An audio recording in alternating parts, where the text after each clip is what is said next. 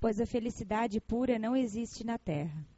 Entretanto, apesar dos sofrimentos que formam o desfile inevitável dessa vida, ele poderia pelo menos desfrutar de uma felicidade relativa se não condicionasse essa felicidade às coisas perecíveis e sujeitas às mesmas contrariedades, ou seja, aos prazeres materiais, em vez de procurá-la nos prazeres da alma, que são uma antecipação dos prazeres celestes imperecíveis.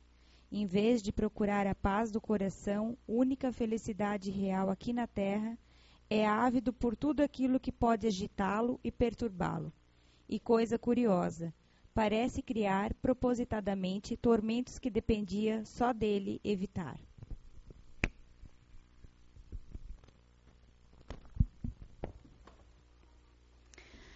Boa tarde a todos. Boa tarde também a todos que estão online, nos ouvindo, nos assistindo. Sejam todos muito bem-vindos. A leitura que a Adriana fez agora me fez pensar mais ainda a respeito da depressão, né? Porque me fez ver com mais profundidade ainda, fiquei analisando ali com mais profundidade ainda que a depressão somos nós que procuramos, né? O tormento voluntário, realmente somos nós que fazemos. Por quê? Porque sempre o nosso ego fala mais alto. A gente sempre quer que as coisas sejam do meu jeito, na minha visão. Né? Mas é sempre a nossa visão, o nosso jeito, o jeito certo. Esse é o problema, né? Aí nós não aceitamos e nós entramos na depressão. Enfim, mas o que é essa depressão? Né? Que estado é esse? Como se entra nela? A gente trabalha muito aqui na casa, né? Atendendo pessoas com depressão ou em estado deprimido, né? Que é um passo também para a verdadeira depressão. E o José Fernando costuma dizer que ele não acredita em depressão. Quantos de vocês aqui já ouviram isso, né? Inclusive eu, que, né, juntamente com toda a equipe de trabalhadores da casa, estamos sempre com ele. Mas eu fui entender melhor quando ele afirma que ele não acredita na depressão. Eu entendi um pouco melhor agora. Não é que ela não tenha, não é que ela não exista. É que a depressão, ela pode ser evitada sim e com muita facilidade. Então, quando ele diz que não acredita, eu acho que é uma forma de não se conformar que eu me deixe levar a um estado desse com tantos ensinamentos que tem para que a gente não entre, com tanta coisa boa que tem para que a gente não entre nela. Mas, enfim, vamos voltar ainda ao que é a depressão, né?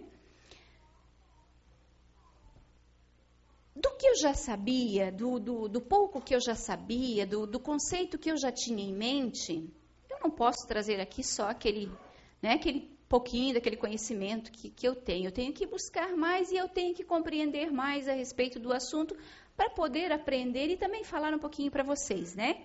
Que são as oportunidades, né? Que nada se perde, tudo se aproveita, né? Então, o meu aprendizado se aproveita em passar um pouquinho para vocês.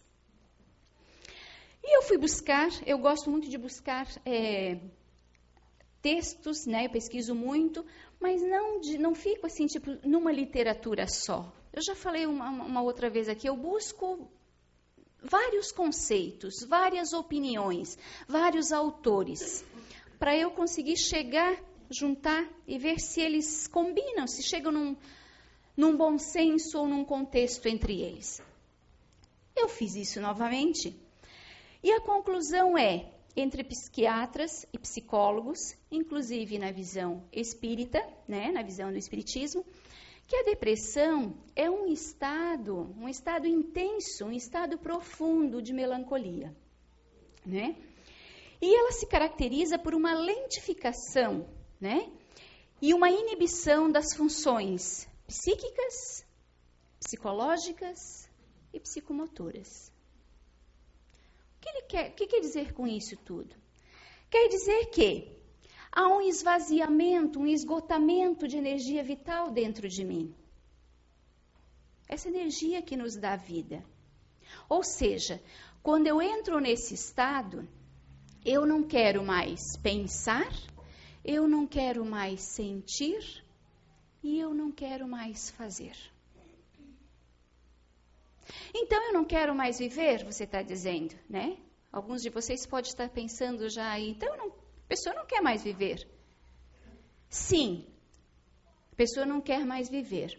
Em alguns casos, a pessoa leva a pessoa ao suicídio, mas não é disso que a gente vai falar, né? A gente vai falar do meu caso, digamos assim. Eu estou em depressão e eu não quero mais pensar, eu não quero mais sentir nada e eu não quero mais fazer nada. Eu vou me suicidar em vida, eu vou ficar vivo, respirando, estou aqui ainda na carne, mas eu não quero mais viver. Quantos de vocês já sentiram ou já presenciaram, já tiveram na família um ser que entrou nesse estado e que para ele poderia entrar num quarto, fechar a porta, fechar o blackout da janela, ficar tudo escurinho, entrar na cama, puxar a coberta até a cabeça e me deixem aqui. Né? Uns fazem isso e com mais rapidez saem desse estado. Porque a gente não consegue entrar nesse estado e parar de pensar, e parar de sentir. A gente pode amortecer. Mas até quando a gente vai ficar lá? Não tem como. Não tem como ficar muito tempo. Porque, segundo toda essa teoria, segundo essa conclusão, o depressivo é uma pessoa egoísta. O depressivo só pensa nele. Ele não pensa que se ele tem um trabalho, ele tem a responsabilidade desse trabalho. Ele tem que responder por esse trabalho. Ele não é um ser indispensável, não, mas ele assumiu um compromisso. Então, ele está prejudicando lá também, ele está sendo egoísta no seu trabalho. Mas vamos deixar o trabalho de lado. Vamos dizer que o trabalho é o menos importante. Vamos pensar mais na nossa família, no meu lar. Se eu sou o chefe desta casa, desse lar, dessa família, vamos nos colocar no chefe desta casa. Como é que ficam se eu for o pai ou a mãe? Na minha casa, eu sou o pai e a mãe. E se eu, entre aspas, quiser, porque eu não estou dizendo aqui que isso é completamente consciente. Há casos que sim, é consciente. Outros, semiconsciente. Nós não vamos entrar nesses detalhes. Outros, inconsciente, tá? Não vamos entrar nesses detalhes. Não é essa a minha intenção aqui. Na minha casa, eu não posso me dar ao luxo de entrar em depressão. Como fica meus filhos? Eu vou estar sendo egoísta porque meus filhos dependem de mim. Por mais maduros que eles sejam, por mais que eles não dependam de mim financeiramente, ou que geralmente é o que a gente se preocupa, né? Por mais que eles não dependam de mim para ir e vir, onde está a minha responsabilidade? Onde está? Vamos deixar com a responsabilidade, com o sentimento deles, dos meus filhos. Onde fica a minha responsabilidade? Eu estou sim sendo egoísta. Eu não estou dando importância ao sofrimento deles. Eu estou mexendo com toda a vida deles, das formas que eu citei antes, onde o depressivo entra, né? Em termos de sentimentos, em termos de fazer. de pensar, eu estou envolvendo eles também.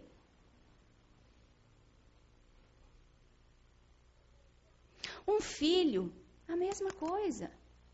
E o sofrimento do pai e da mãe? Envolve muito, quem já passou por isso na família sabe que envolve muito mais do que toda uma estrutura material aí.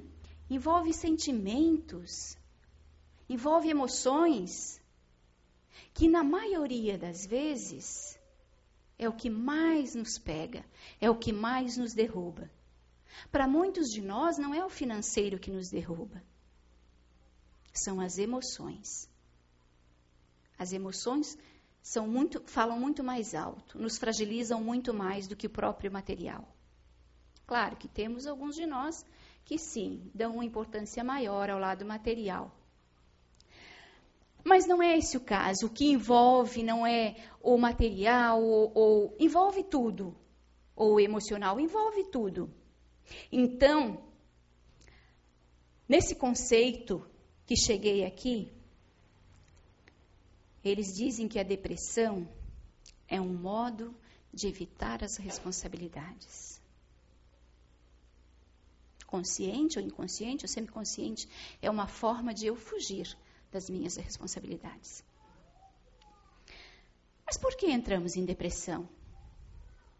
O que nos leva a esse estado? Lembre-se que nós somos seres humanos, lembre-se que nós estamos aqui porque acreditamos em reencarnação, então vocês sabem que nós não é nossa primeira existência, não somos tão jovens assim em espírito. Uns mais jovens, outros menos, outros mais velhos, sim, uns com uma bagagem maior que outros, e nós não sabemos qual é a nossa bagagem, até sabemos. Depende do que pensamos, de como agimos. A gente já tem ideia.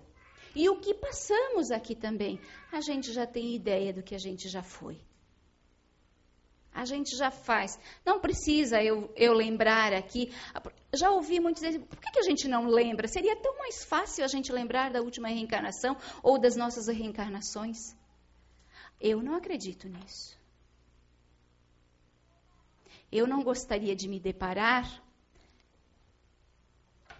comigo mesma num passado recente ou mais longo, onde eu tenha matado alguém, onde eu tenha usurpado de alguém, onde eu tenha cometido atrocidades. Eu não gostaria de me deparar. Eu tenho psicológico hoje aqui, estrutura psicológica para me deparar com um passado parecido, mais ou menos parecido, com um pouquinho só de maldade. No estágio em que nós nos encontramos aqui de aprendizado, será que a gente teria estrutura psicológica para nos depararmos com um pequeno defeito de ter assassinado alguém, não importando nem o quê? Sabendo que hoje eu não admito isso, eu não consigo, nessa existência, admitir tamanha atrocidade? Como eu reagiria? Perguntem-se como reagiriam. Então, sim, eu acredito que o esquecimento do passado é muito melhor. Mas, a minha vida que eu levo hoje, por que eu entro em depressão? Por que tanta gente entrando em depressão? Como que essa pessoa conseguiu se deixar entrar num estado desse? Ah, porque se não aqui, tantas coisas que nós trouxemos, que nós trazemos de defeitos, porque nós todos estamos aqui para nos corrigirmos, né? Para aprendermos, nos aprimorarmos, para podermos evoluir, né? Para acertarmos débitos passados. E muitas vezes, na maioria das vezes, pequenos ou grandes, aqui mesmo nós ainda adquirimos débitos, porque ainda somos cheios de defeitos. O que tem isso a ver com a depressão? Pois é, o nosso ego ainda é muito grande. Dos nossos defeitos, Nós não aceitamos, na maioria das vezes, uma crítica. Às vezes, eu mesmo não aceito que eu errei em determinada ocasião. Pessoas muito perfeccionistas, né?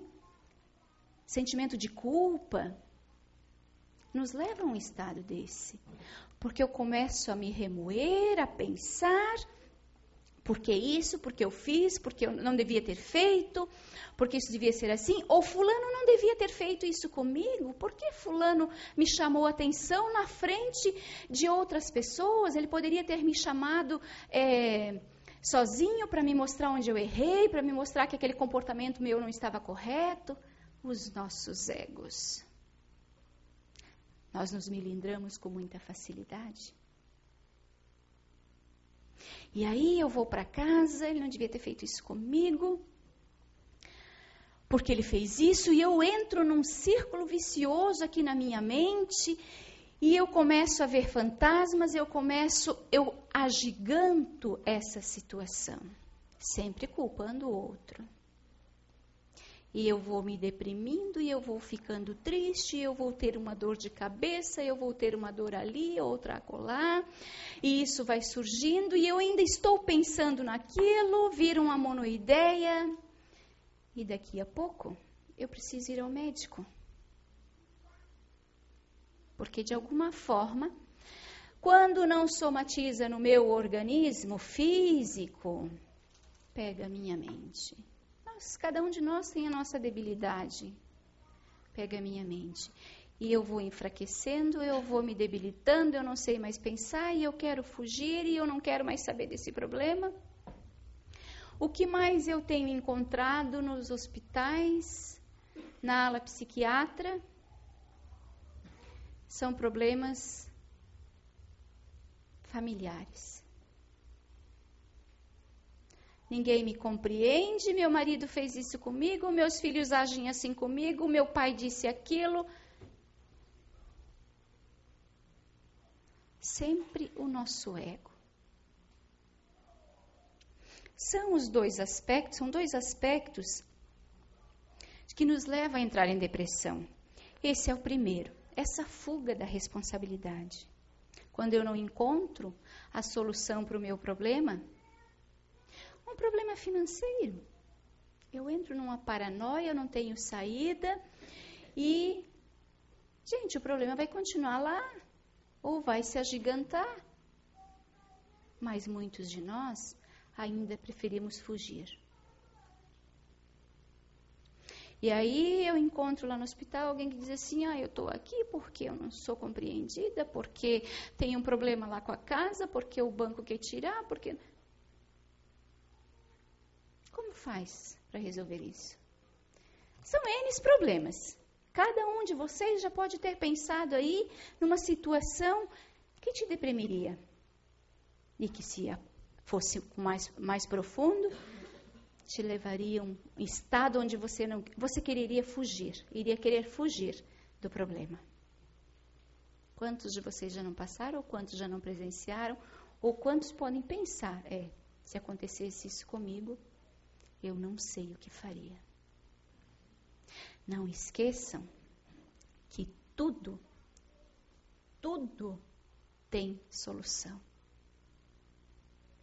E ninguém sabe tudo. Então, mas onde é que eu vou buscar? Alguém vai ter a solução para o teu problema. O que a gente não pode deixar de buscar, que nós, todos que estamos aqui, que é uma ferramenta imprescindível, importantíssima, para que nós não entremos nesse estado, além do conhecimento, é a fé. Mas falar é fácil.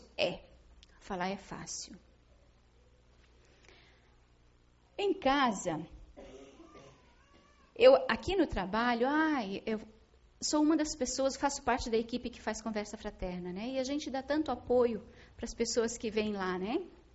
A gente tem sempre uma palavra de apoio, às vezes até de solução para o problema, que a pessoa pensa assim, puxa, por que eu não pensei nisso? Mas eu já disse também que às vezes a gente precisa de alguém, tá lá. A solução está lá, mas nós precisamos de alguém que verbalize para a gente poder, né, racionalizar essa questão. Mas muitas vezes, com os meus... Mas essa fé, Beatriz, você tem essa fé assim tão forte do que você passa lá? Eu vou dizer para vocês que eu tenho exercitado. E eu encontrei em casa, eu falo isso até de uma forma até achando interessante isso, porque eu tenho uma ferramenta em casa que me exercita muito essa fé. E eu tive que me avaliar para descobrir que ainda bem, né? Que por um lado, ainda bem que eu tenho, que faz com que eu exercite essa fé e que eu acredite realmente que se a gente tem fé, as coisas acontecem. Por quê? Porque as soluções para todas as situações que ocorreram lá em casa, a resposta veio. A minha filha é uma pessoa de muita pouca fé, né? Muita pouca fé. Apesar de que conhece também a doutrina, né? Mas enfim, eu é que estou aqui dentro, eu deveria ter mais fé, né? Mas quando eu digo para vocês como eu exercito essa fé com ela, porque a minha filha é aquela pessoa imediatista. Muitos de vocês vão se encontrar assim também. Que as coisas têm que ser para ontem, né? E no trajeto da vida dela, ela não é mais nenhuma criança, nenhuma adolescente, nenhuma jovenzinha, ela cometeu muitos erros por atropelar as coisas, né? Por não deixar o processo natural das coisas acontecerem. Por mais que uma visão mais madura dissesse, olha minha filha, não faz isso assim, não porque vai dar certo, porque isso, porque eu confio, porque... Né? Aí o resultado, uma catástrofe, né? Não é uma catástrofe, gente, a gente faz uma catástrofe das coisas. Mas o desespero total, porque deu errado. Né? Um ano depois vem o resultado daquela situação em que se meteu. E aí, o que eu quero dizer para vocês? Ela entrava em pânico. Em várias situações que ocorreram esse ano, umas 3 situações que ocorreram esse ano, ela entrou em pânico.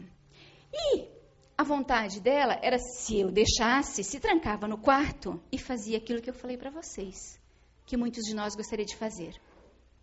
Vou chorar muito, não vai resolver. Vou chorar muito, vou cobrir a cabeça, vou ficar no escuro, vou ficar aqui, não vou sair daqui. Não resolve o problema de ninguém. Mas a princípio parece que é isso, né? Que parece que a gente vai esquecer o que está acontecendo com a gente. E aí, entro eu nessa jogada aí para exercitar a minha fé. Porque o tempo que eu dizia para ela, minha filha, sai dessa energia negativa, não adianta você ficar remoendo, já aconteceu. E a solução está ao alcance. Aí eu parando assim, meu Deus, será que vem a solução mesmo? Será que tem? Tem. Eu precisava me convencer que tinha. Meu Deus, eu acabei de dizer para vocês que todo problema tem solução, eu acredito nisso. Acredita mesmo, Beatriz? Até hoje, tá? Até este momento eu vou dizer para vocês, eu posso dizer para vocês, não me pergunte pela fé, tá? Mas eu posso dizer para vocês que não teve um problema em minha casa que a solução não veio. Pequeno ou grande, a solução veio. Tá? Ah, mas cai do céu? Não, não cai do céu. Só que assim, ó, quando a gente está numa situação dessa, a gente não consegue raciocinar para encontrar a solução. Nós entramos num desespero que não existe solução para aquilo. Aí o que me coube nessas situações? Vamos nos acalmar, pegue o evangelho, deite na tua cama, tá? Ore em silêncio, de coração. Não resolve você sentar lá e se desesperar, Senhor, meu anjo da guarda, me ajuda, eu estou em desespero. Não resolve, porque a solução vai vir, mas não na hora que você quer. Na hora em que você estiver preparada para trabalhar, para colocar aquela solução em prática.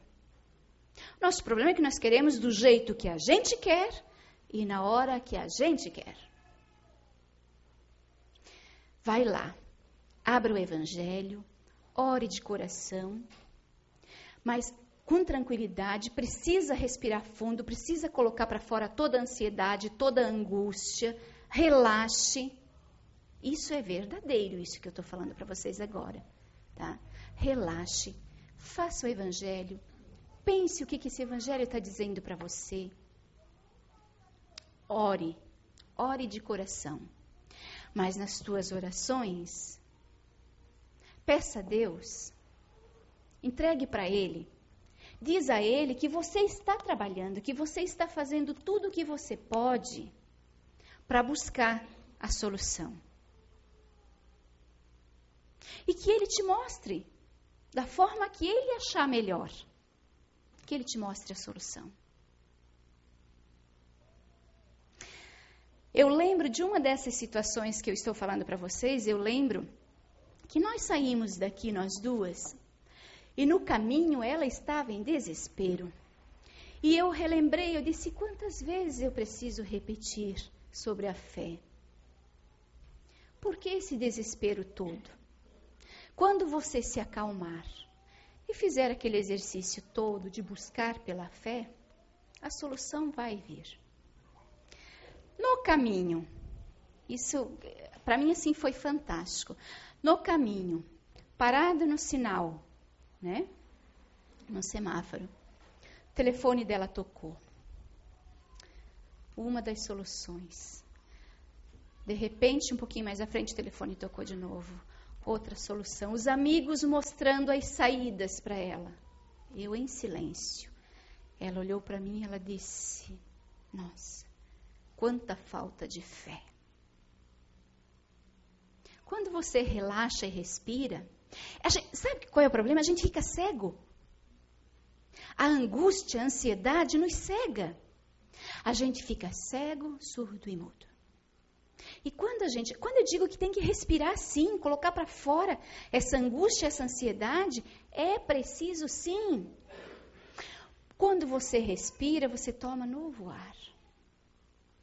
Põe para fora aquela energia ruim, contaminada. E expire. Respire um ar mais tranquilizador. Ah, gente, façam verdadeiramente.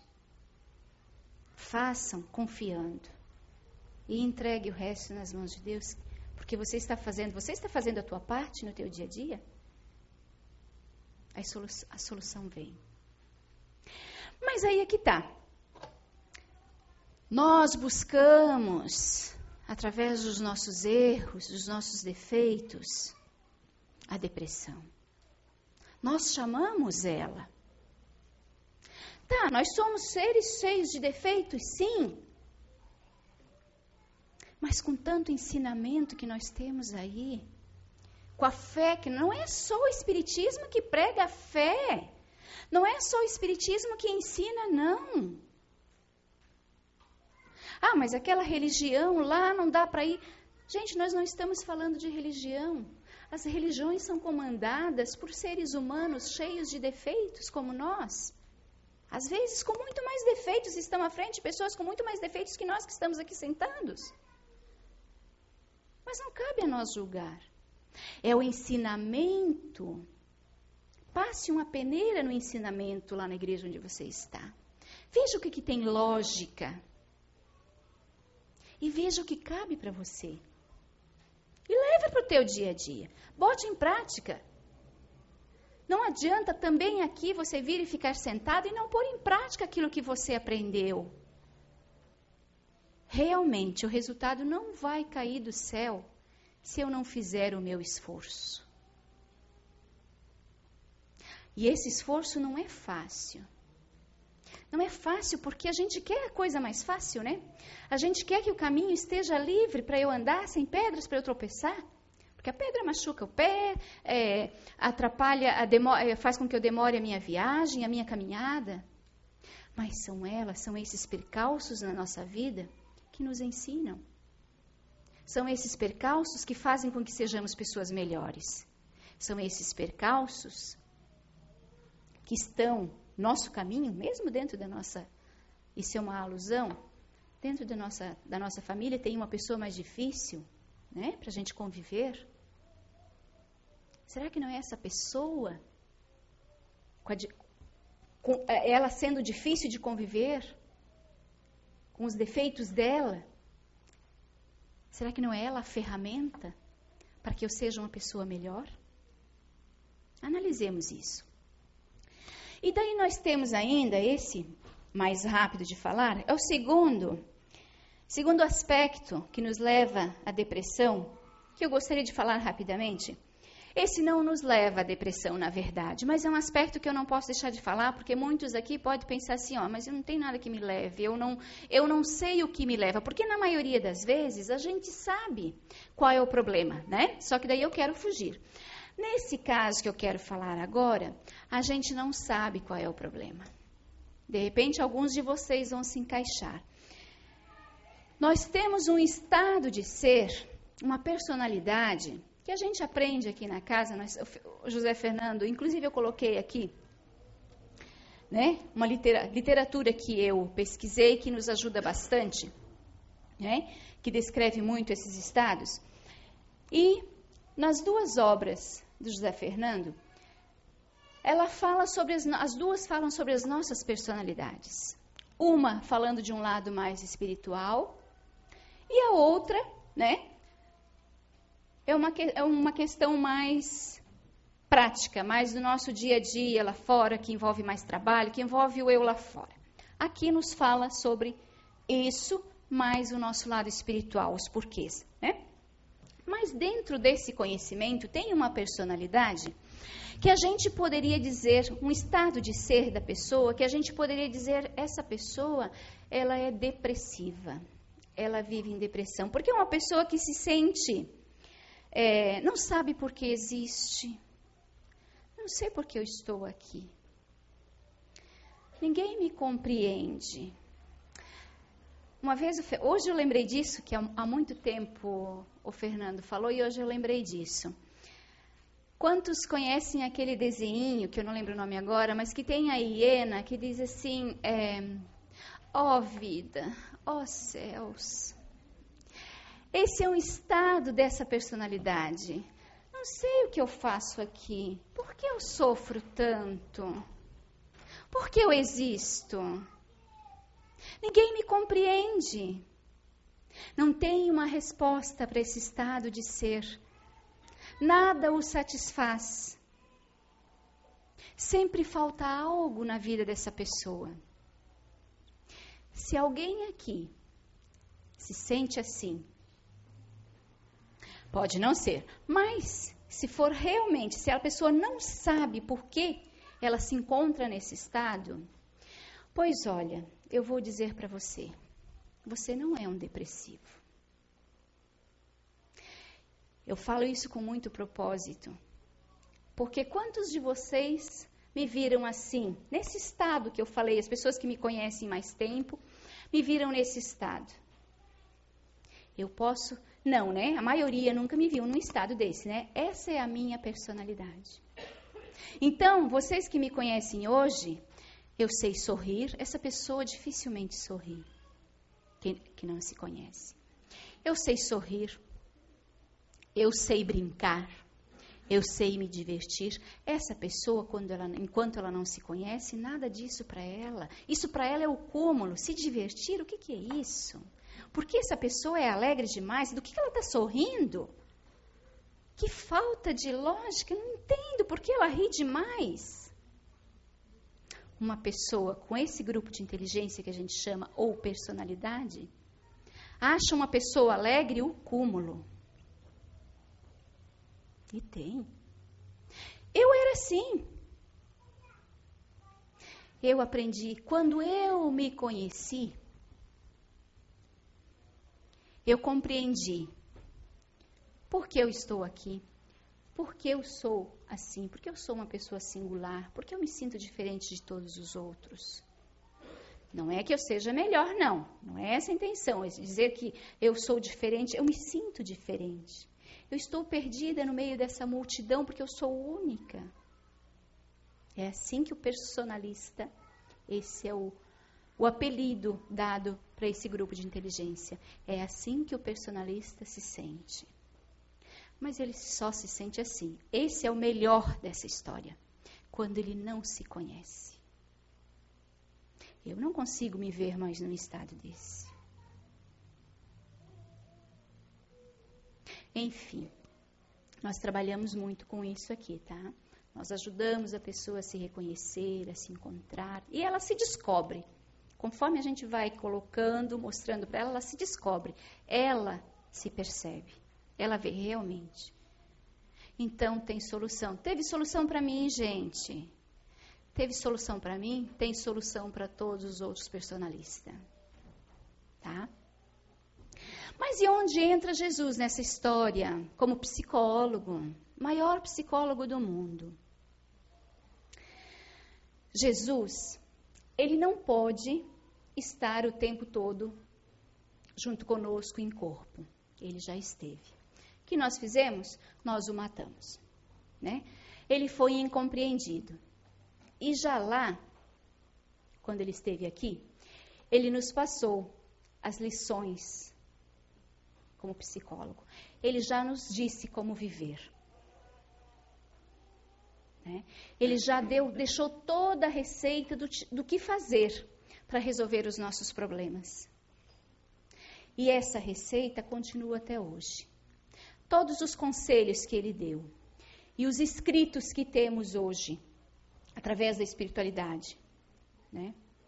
Do Evangelho, todas essas obras, né? Se vocês pegarem o Evangelho mesmo, para mim ainda é referência, está lá todos os ensinamentos dele. E tem um ensinamento que eu gosto muito, é pequenininho, mas eu gosto muito, que ele diz lá em João 14, verso 1, não se turbe o vosso coração, credes em Deus, credes também em mim. Onde está a fé? Vamos buscar, vamos exercitar a nossa fé. Mas também, ele diz para Pedro, lá em João, ele diz assim, tu tens palavras de vida eterna, Pedro. Ele também diz no Evangelho que nós somos verdadeiros deuses. Vamos buscar. Onde está esse poder que nós temos entre nós? Ele diz no Evangelho, ele deixou dito que nós podemos fazer verdadeiros milagres. E vamos começar fazendo milagre dentro de nós mesmos, né? E aí, Joana de Ângeles diz lá, na obra O Ser Consciente, a convivência humana é feita por meio de episódios conflitivos, que realçam a imaturidade espiritual dos envolvidos, expressa através da competição.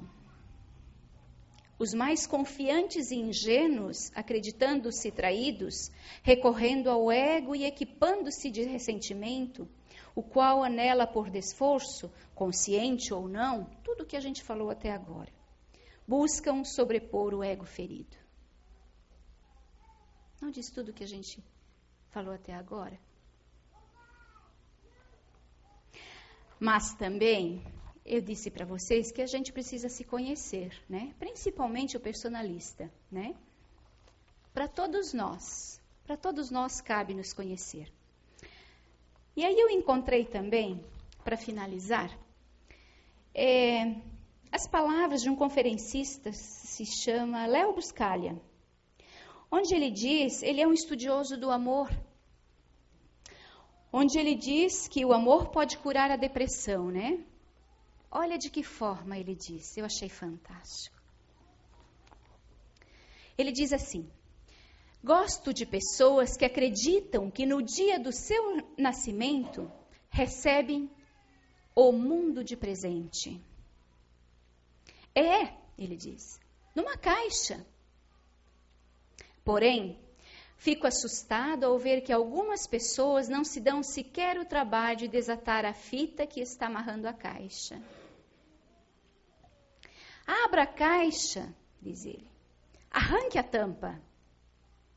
Você vai acabar descobrindo que ela está repleta de amor, magia, vida, alegria, assombro, dor e lágrimas.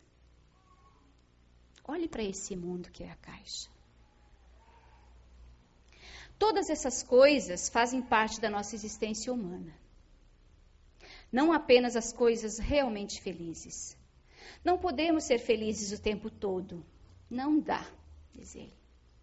Mas isto é o que é a vida de todos nós.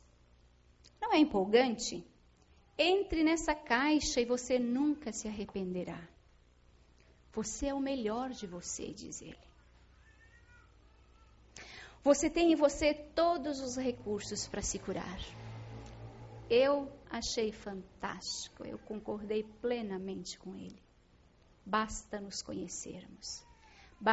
Basta buscarmos dentro de nós o potencial que cada um de nós tem.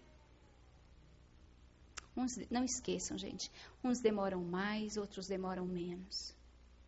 Mas todos nós temos potencial. Mas, ainda finalizando agora com minhas palavras. Muitos de nós conseguem, a psicologia já diz isso, né? Conseguem se levantar sozinho. Mas se você é uma daquelas pessoas que não consegue e precisa de ajuda, a nossa casa está aqui, de portas abertas. E vamos fazer por você o que pudermos, sem prometermos milagres, porque o milagre está dentro de cada um de vocês. Para nós aqui nesta casa podermos ajudar, juntamente com a espiritualidade, você tem que fazer a sua parte.